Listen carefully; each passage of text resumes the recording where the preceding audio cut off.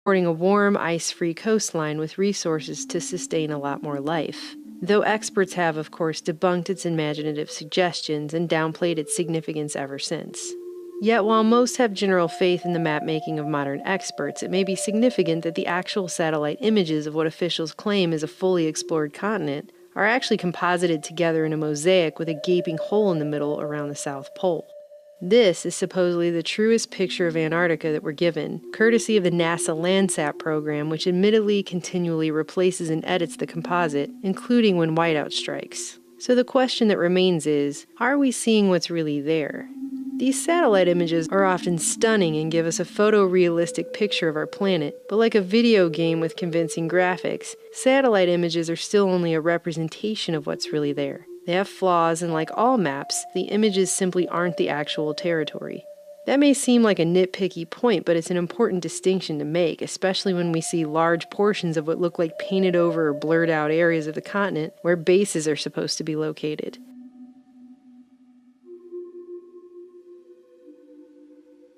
Considering even super secretive Area 51 shows up pretty clear on Google Earth, you have to ask yourself, what's really in Antarctica that in 2017 we still supposedly don't have sophisticated enough technology for the general public to see it?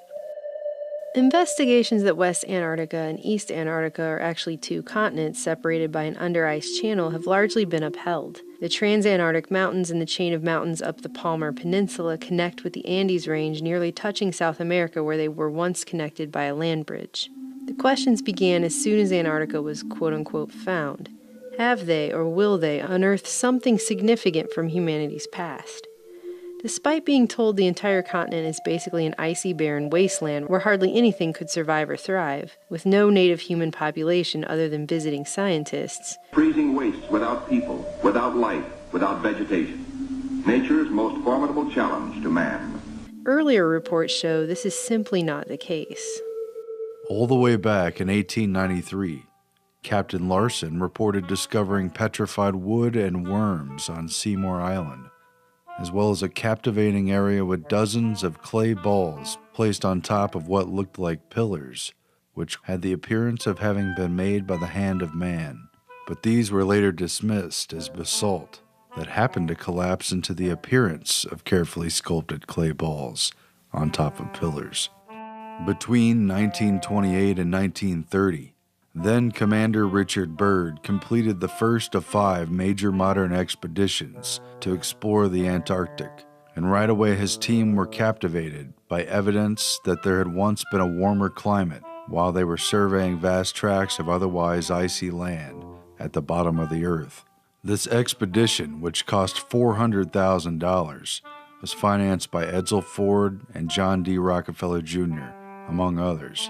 A 1930 article on Byrd's first mission noted, quote, "They expect in time to solve what is perhaps the world's greatest mystery, the existence of extensive vegetation of the vast uplands near the South Pole thousands of years ago, noting sufficient geological evidence to prove that at one time Antarctica was once warm enough to support at least a rich vegetable life."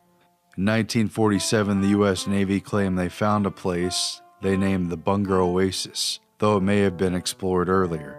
The Soviets established a research station there during their expedition in 1956 at the now defunct Polish A.B. Dabrowski Polar Station, in a fascinating 200-square-mile iceless area. At the same time, it was noted that the Russians moved so much equipment and supplies into the oasis that Australian and New Zealand diplomats were convinced they may be setting up permanent air and submarine bases there.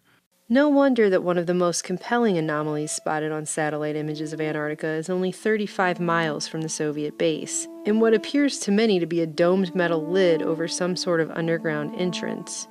In the meantime, no one has even confirmed or fully debunked the suspicions of conspiracy theorists on what this image even shows. Throughout further wide-scale explorations in the 40s and 50s, scientists on military expeditions reported finding ice-free oases with waterfalls cascading down rocky cliffs into dry valleys containing freshwater lakes on the interior of the continent, mountain ranges reaching thousands of feet above icy wastes, fossilized trees, and even the remains of petrified forests. In 1957, the U.S. military acknowledged finding at least 2 other oasis locations in Antarctica only a few hundred miles from the South Pole, both free of ice and large enough to house entire air bases. But the military wouldn't disclose the locations to prevent other nations from potentially establishing bases there. These oases reportedly have a radically different climate from the rest of the continent. Places free of ice and snow where the soil can reach temperatures of 77 degrees Fahrenheit at midday, and warm winds blow over freshwater lakes where strange specimens grow. While transversing the interior, a seismologist gave his account in 1958 of coming across a fresh lake 100 yards across with pinkish flowers growing in the bottom of it, which he could not identify. Experts have concluded these areas could sustain year-round human settlements, yet these highly contrasted landscapes are often difficult to spot when browsing through satellite imagery for whatever reason. Antarctica's past life as a tropical oasis is further upheld by the discovery of geothermal heated lakes, where almost any form of life could have survived and even continued up until this point, even while the rest of the continent froze over. The Russians at Vostok Station confirmed the discovery of a huge freshwater lake buried nearly 2 miles under the ice cap that they named Lake Vostok. It has attracted a great deal of attention ever since they've successfully drilled through the ice cap and collected active biological samples of living bacteria from a liquid lake that has otherwise been an isolated ecosystem for what scientists claim is as much as 15 million years. Located at the so-called South Pole of Cold, Lake Vostok is nearly as big as Lake Ontario, and at 6,000 square miles in surface area, 160 miles in length, and 30 miles of width, it measures to an astounding depth of more than 2,600 feet at some points. And scientists claim they've found more than 3,500 life forms, as well as rich fossil evidence from a time that they've up until now known nothing about. Even more curious, however, was the confirmed discovery of a huge magnetic anomaly on the east coast of this underground lake that spans a vast 65 by 47 miles. Mainstream scientists hypothesized that a thinning of the Earth's crust at that location caused the anomaly, while others suggested a meteorite hit there, while still others suggest that the dimensions of such a significant magnetic anomaly could signify a lost city on the shores of the underground lake. With so much secrecy shrouding Antarctica, do you think the public would be told if something were found there? Interestingly, it parallels the plot to the film 2001: A Space Odyssey. Scientists on the moon unearth a vast tychomagnetic anomaly that proves to be a monolithic signal device from an unseen extraterrestrial race. Hundreds of these subglacial lakes are known to exist, and most remain still unexplored. However, when scientists drilled into the ice cap of a much shallower and smaller subglacial lake known as Lake Willans, they found living jellyfish, crustaceans, and even 8-inch translucent pink fish, and what they said was an old ecosystem eroding from the ice hovering above the lake. These finds and more continue to fuel speculation, as they have over the past century, that Antarctica is holding on to secret links to mankind's past, and possibly the remnants of ancient civilizations which could have resided there in warmer times. Despite the appearance of being completely peaceful and solely dedicated to international cooperative scientific research, and despite the public being repeatedly told for decades that Antarctica officially holds, quote, no military value, the massive continent and its surrounding islands in the polar region are of great strategic significance. The place doesn't just lay idle and ownerless. And this surrounds perhaps the biggest secret of Antarctica, an open and rather obvious one. The 1959 Antarctic Treaty, signed by a dozen nations that include the US, Argentina, Australia, Chile, New Zealand, Norway, Russia, France, and the United Kingdom, put in place the appearance of a harmonious international atmosphere where Cold War hostilities are rejected and peace is permanent. But in reality, major military forces remain embedded there, outwardly serving as the custodians of man's activities on the continent. And it remains true with now 53 signatories.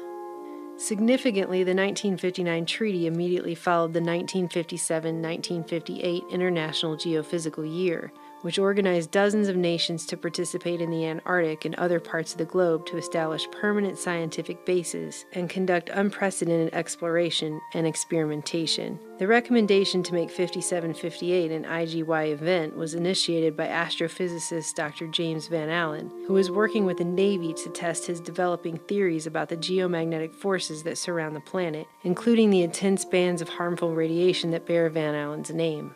Meteorologist and Navy contractor Harry Wexler was working closely on this research as well, and was appointed chief U.S. scientist for the International Geophysical Year, which created a dual pretext for upper atmosphere tests and weather experiments that served both military and scientific interests, and for creating a permanent military backbone that could provide continuous support for bases, transport, and logistics. The main job that faced the Seabees during the second year at Antarctica was the building of 5 new bases. Each of these stations would supply vital information to the various scientific projects of the IGY program. Science gave the U.S., Russia, and Great Britain's military the justification needed for a permanent mission in the South Pole. Operation Deep Freeze was commenced by the U.S. in 1955, 2 years before the International Geophysical Year, sending thousands of naval and Air Force troops as well as militarized construction units from the Navy Seabees to carve out permanent bases to support the scientific effort. In less than 1 month, pilots of EX-6 mapped and photographed over 1 million square miles of territory. Operation Deep Freeze created a never-ending permanent mission for the military amid a climate of international cooperation. The opportunity for cover and secrecy was astounding. In proposing the bases, members of the U.S. National Security Council forced an improbable merger between their national military goals and the International Geophysical Year program, silencing early opposition from the scientific community via the recognition that a military-backed mission, channeled through the National Science Foundation, would bring nearly unlimited funds for the projects they had championed, albeit at the cost of quietly acknowledging that parallel military activities were taking place largely in secret. The activities of Operation Deep Freeze 1, the Glacier, with Admiral Dufek aboard, made a notable cruise around the Antarctic continent. The purpose of this voyage was to locate suitable sites for more IGY stations to be established in later operations. The Glacier's cruise around the continent brought Deep Freeze 1 to a successful conclusion. Under the treaty, territorial claims are not addressed, though new claims are prohibited. With the status quo on ice, the U.S., British, and Russian installations remain like Antarctica's other secrets, frozen from political interference. But this form of peace can be deceiving and belie anything lurking just beneath the surface. With the treaty not taking effect until 1961, Operation Deep Freeze was a huge preemptive military mobilization effort to establish a permanent foothold on the continent. The only real question is, how far did they get? There have been many rumors about underground bases on Antarctica, but by their very virtue they are difficult to confirm, and as a result, legends, rumors, and imaginations run wild. And yet, there is solid evidence to support the idea that a significant military-industrial complex is indeed embedded underneath Antarctica's icy facade. Most of the early expeditions to Antarctica in the later 1800s and early 1900s were largely concerned with establishing claims and merely surviving the harsh environment. With improved technology, flight became viable, as did ice-breaking ships and specialized vehicles for ice-capped terrain. In the 1920s, U.S. Navy Admiral Richard E. Byrd achieved fame as the first person to fly over both the North and South Poles, though not without controversy. Byrd's first of 5 expeditions to Antarctica from 1928 to 1929 was privately sponsored by backers including the Rockefellers and Fords, seeking uranium, coal, and shale deposits, gold, copper, and other exploitable minerals, as well as locations to establish base camps. Byrd established Little America, among other camps, which was later plunged into the sea by the shifting ice.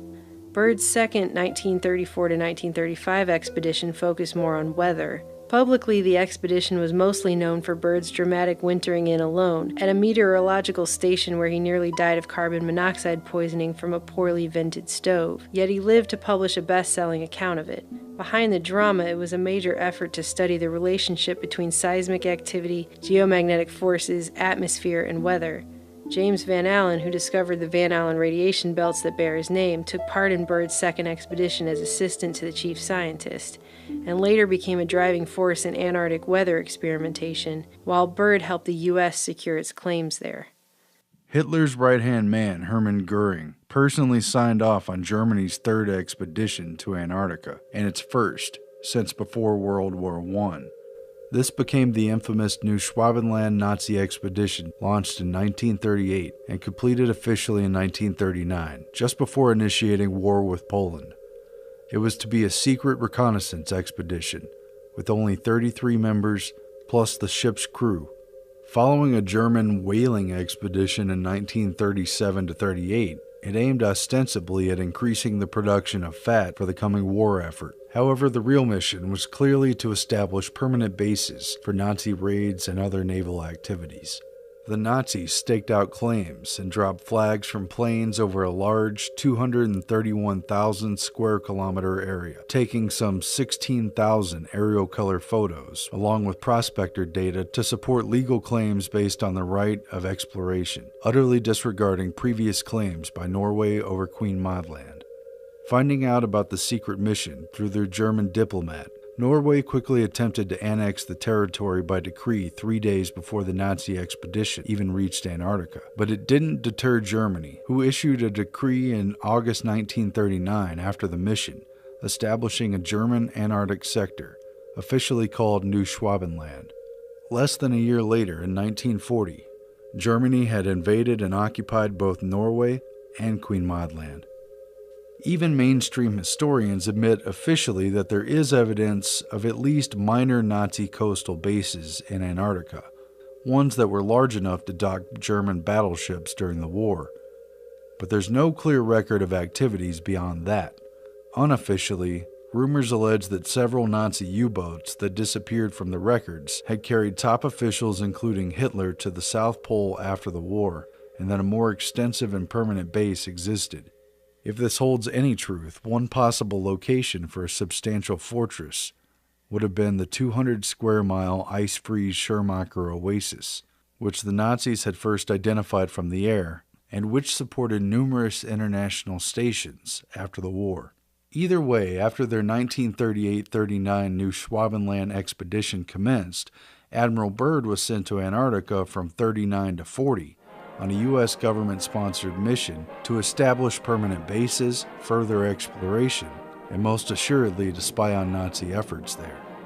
In turn, news of Nazi bases drove support for building more American bases there.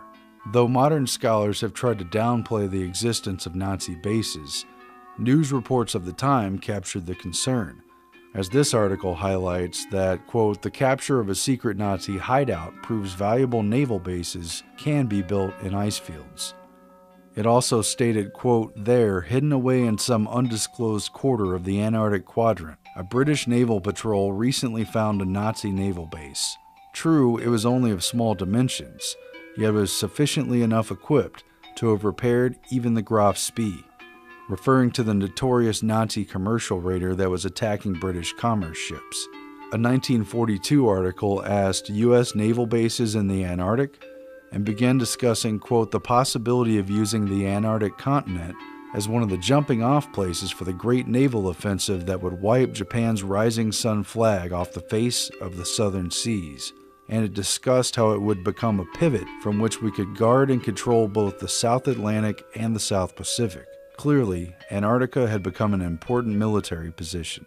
Admiral Byrd also made this point at the time of his 1940 expedition, saying, as we all know, the Panama Canal may be under attack someday. It may even be destroyed by a hostile power. The Navy has to think of such a possible eventuality. That is why Antarctica looms in strategic value.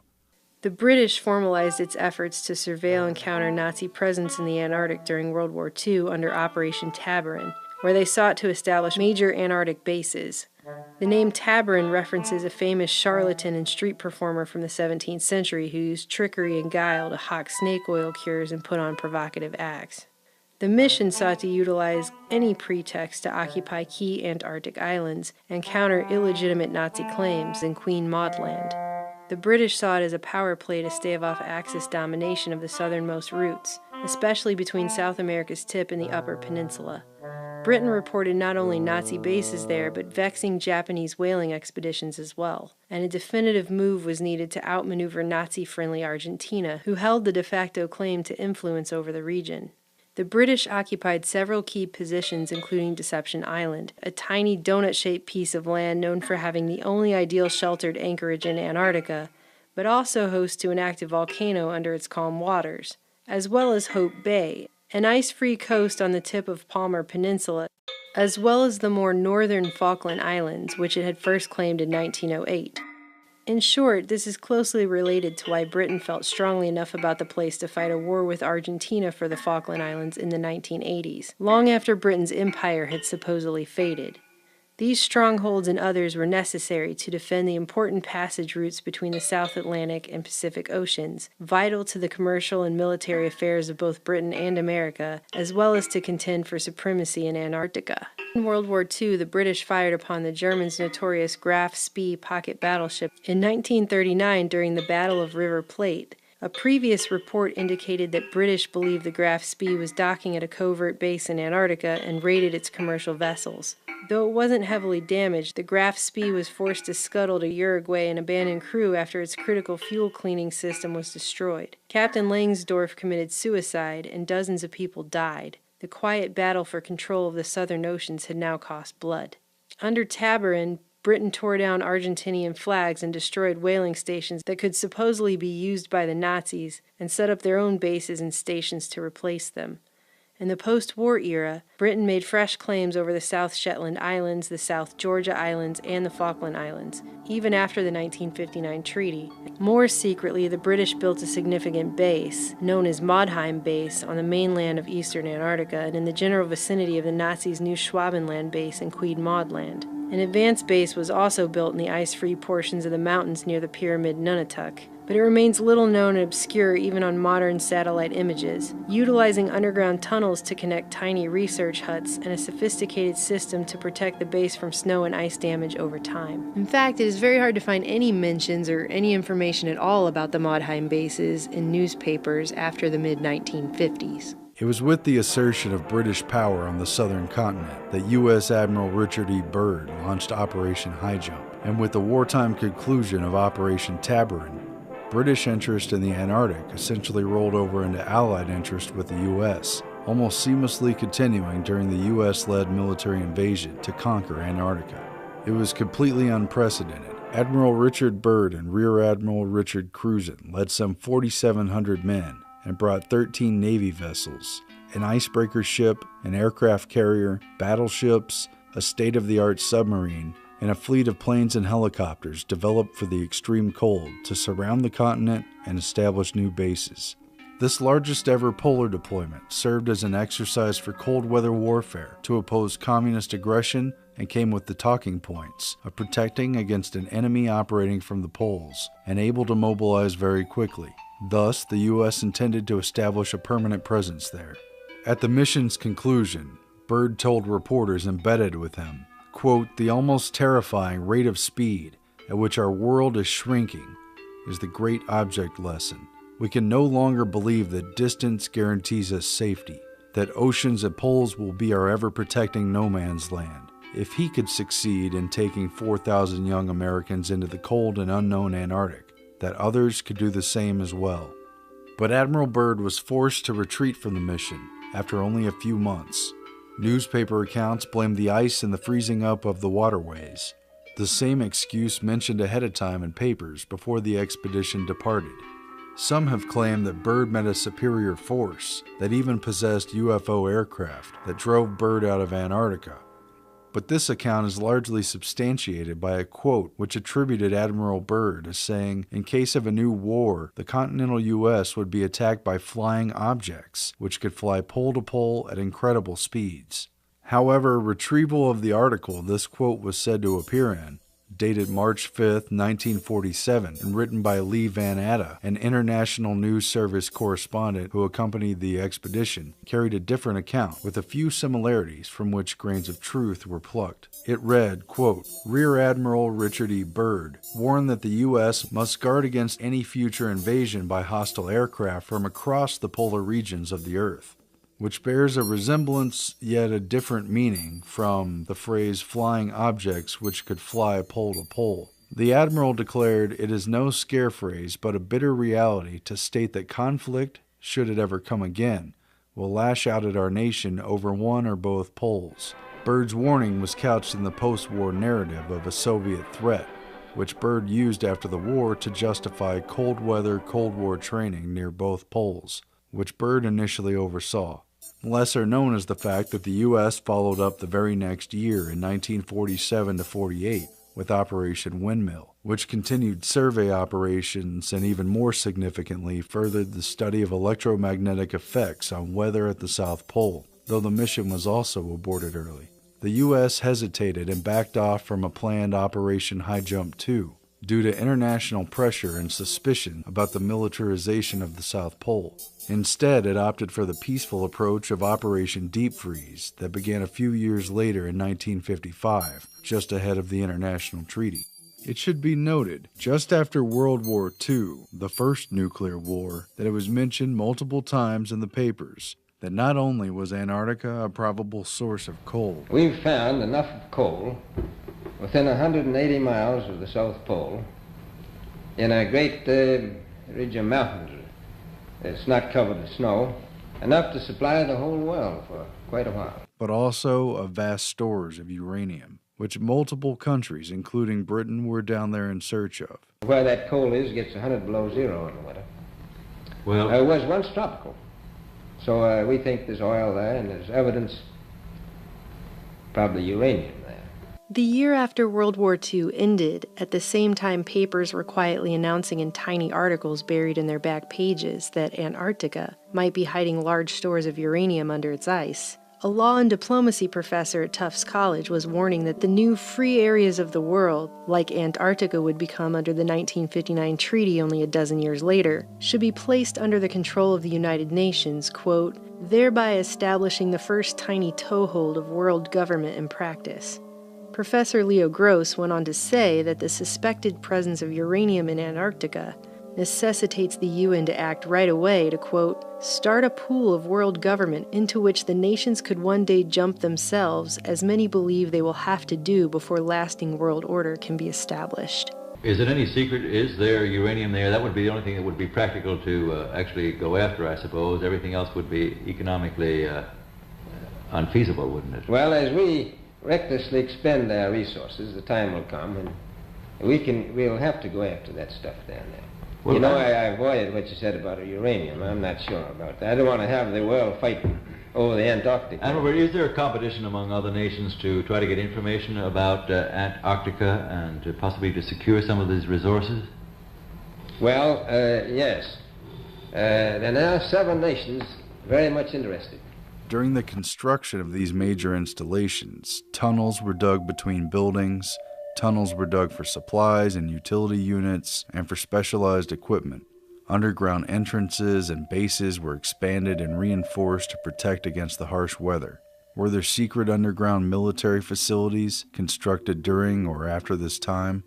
Were there any banned weapons tests or military activities and installations that went fully operational before the Antarctic Treaty set in? The answers are mostly silent, like the vast icy wastelands that have intrigued so many searchers. Below the surface of a giant ice cap, a city is buried. Some very interesting disclosures were declassified about U.S. military installations in Greenland, which took place in the 1960s with the cooperation of Denmark and NATO. This is the story of Camp Century, the city under ice. While feeding European allies and the American people a highly publicized cover story about the triumphs over nature and building an underground city for research under the ice at Greenland's Camp Century, The basic concept was simple. A system of 23 trenches would be dug into the ice cap and then covered with steel arches and snow. Branching off the main communication trench would be a series of lateral trenches housing complete research, laboratory and test facilities, modern living quarters and recreation areas, and a complex of support facilities. The Pentagon kept its real activities a secret. Only later did the truth about top-secret Project Iceworm surface. The Pentagon was attempting to put in place mobile nuclear launching sites that would utilize thousands of miles of tunnels to station ICBMs from theoretically random positions, all without Denmark's knowledge or consent. Later, an escape hatch would be placed at the end of a small wooden form for an emergency exit. Were similar installations attempted in Antarctica? Like Greenland's Camp Century, Antarctica's McMurdo and Byrd stations also featured a nuclear reactor, as well as under-ice tunnels. 16 of these escape hatches were strategically located throughout the various tunnels. The inconvenient fact is that the U.S. lied to its international allies about nuclear weapon sites in Greenland, so it's fair game to question whether they did the same in the seemingly peaceful and cooperative atmosphere of frigid ice and penguin research. The same questions apply to Admiral Byrd's equally publicized Operation Icebox, a tentative plan to partner with private corporations and bury food surplus in Antarctica. Perhaps it was just another cover for building an extensive underground tunnel system. It was talked about in interviews and papers from the time, but seemingly never materialized. This diagram shows how they can effortlessly dig a continuous trench, then place shipping containers and rebury for long-term storage. The article advertised, quote, "We plan to bury a cache of 100 loaves of bread every year over the next 100 years. We won't be here to finish the experiment, but our great-grandchildren will. We could create a permanent icebox for our food surpluses in the Antarctic, save on storage, and contribute a great act of international goodwill." Again, Greenland may be a blueprint for what was attempted in Antarctica. It should also be noted that the 1961 Atomic Energy Commission had completed an extensive labyrinth of underground tunnels in the Nevada desert for the purposes of underground nuclear testing. The agency told the AP at the time, quote, "The tunnels are being constructed for any use deemed necessary if and when the administration decides to resume nuclear testing." During Operation High Jump, an Arctic submarine laboratory was dispatched to Antarctica from a California naval base where it tested under-ice operations with great success. This was a pivotal moment for underwater and polar warfare. Prior to launch, Admiral Byrd contacted Dr. Waldo Lyon, the top naval warfare submarine guy at their San Diego base, to ask him if there was any research he wanted to do in conjunction with the expedition. Lyon asked to test a new submarine in the ice-filled waters, and so they did. This Antarctic deployment was the first major field trial for subarctic submarine conditions, with success leading to new capabilities such as breaking through ice to surface and launching a nuclear warhead from underwater in range of Cold War targets anywhere on the map. Moreover, thousands of men were deployed to DEW-line distant early warning stations in North Canada and Greenland, and to submarines and aircraft patrolling the Bering Sea and northern Arctic waters under training originally supervised by Admiral Byrd. No further military tests were ever admitted in Antarctica, despite a massive militarization on the ice. And what came of the breakthroughs in ice core drilling, ice-melting cryobots, deep-sea sea lab experiments designed for Arctic waters, and the 500-meter depths of its continental shelf? All of this must have made Antarctica's frozen abyss more accessible. Yet has anything significant been found? Have any bases been constructed there using tunnel boring systems, utilizing natural caves or geothermal hotspots? It's a big continent, so it's a very intriguing and perhaps plausible maybe. Again, Greenland may be a blueprint for what was attempted in Antarctica. Another little-known and underexplained role in Antarctica is that of NASA engineers, who sent units to train for conditions that might be found in space. Numerous press reports in the 50s and 60s made the point of comparing Antarctica's conditions to that of the Moon and Mars, cold, unforgiving, and remote. High-ranking officials, including Wernher von Braun, conducted special training missions there, including one to prepare for tunneled underground bases on the Moon, like the ones in Antarctica. Other NASA reports have remarked on the similar mountainous terrain, But did these training missions for space travel also double as an opportunity to upgrade and expand military bases under peaceful pretext in the region? Did NASA take advantage of the reclusive area as a secret launching base? How many rockets were being test-fired here? And what was their real purpose? And in early fall 1963, there were claims made that a nuclear bomb was detonated on the Antarctic continent. But as it did not register fallout, it was believed to have been set off either in the upper atmosphere where previous tests had been conducted or underneath the ice sheet. But the news was smothered. Despite the fact that this August 1963 blast, or test, was detected 2 days before the U.S. and Russia signed the Nuclear Test Ban Treaty, the White House ordered the detection of the explosion to be kept quiet until after the Senate voted on ratifying the grand sweeping treaty.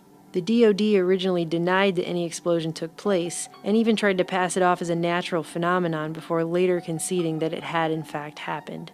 The U.S. quietly pointed fingers at the Soviet Union, and months before his assassination, JFK decided to call for inspections of Russian bases in Antarctica under the terms of the 1959 treaty. Though the U.S. military initially denied reports of a nuclear weapon being detected, the Navy quietly admitted that this was the case, immediately the day after Kennedy's assassination.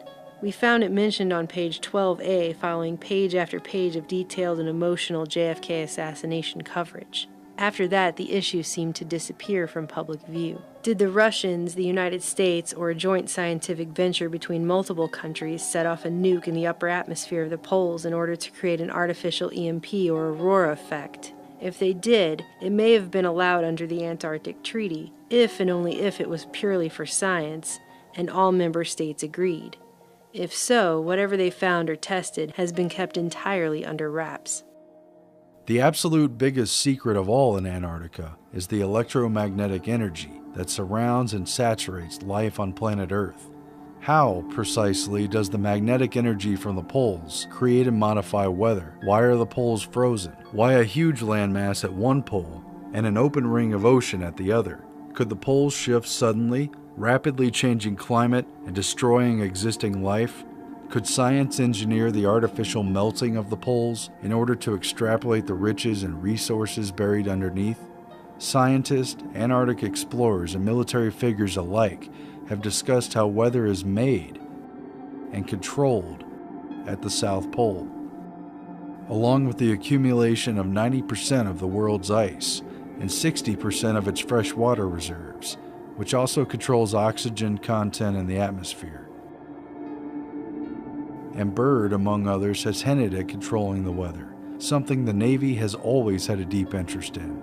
They established Camp Sky High, the first upper atmosphere VLF summer station on Antarctica at the base of the Antarctic Peninsula. It carried miles of wires spread out over the ice and sought to stimulate artificial auroral effects that would reciprocate with its conjugate radio site in Quebec, Canada. Resembling a gigantic peeled orange, this Rowan dome was assembled from prefabricated curved sections. Inside, it contained special equipment used for recording weather conditions. Another building, unusual in its dimensions, was the Aurora Airglow Tower. Skull and Bones journalist and op-ed extraordinaire William F. Buckley visited the South Pole and remarked on its use for weather control, interacting with scientists studying hydrodynamics of the Earth's core, as well as geomagnetic effects on weather. Harry Wexler, the chief U.S. scientist who was experimenting with weather control, was put in charge of the International Geophysical Year in 1958.